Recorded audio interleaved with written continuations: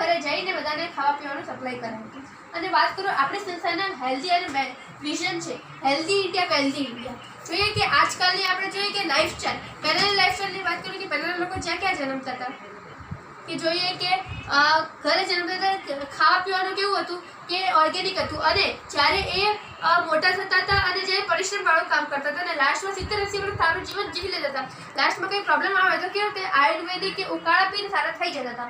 એ રીતે જ વાત કરું કે આજ લાઈફસ્ટાઈલ કેવી થઈ છે કે બાળકો ક્યાં જન્મે છે કે ત્યાં હોસ્પિટલમાં જન્મે છે, ખાવા પીવાનું કેવું કે જંક ફૂડ, બહારનું જંક ફૂડ, પેકેટ ફૂડ આ બધું ખાય છે, જેના કારણે એ બાળક મોટો થાય છે 30 થી 35 વર્ષનો. એટલે એના કહેવાય ને કંઈક ને કંઈક બોડીમાં બીમારીઓ આવે છે તો પણ એ જીવે છે, પણ કેના સહારે જીવે છે? એ ડૉક્ટરના સહારે, ઇન્જેક્શનના સહારે અને ગોળીના સહારે જીવે છે. આગળ વાત કરું એવી રીતે તેમ કે બીમારીઓની વાત કરું કે પહેલાં પણ બધી બીમારીઓ થતી હતી.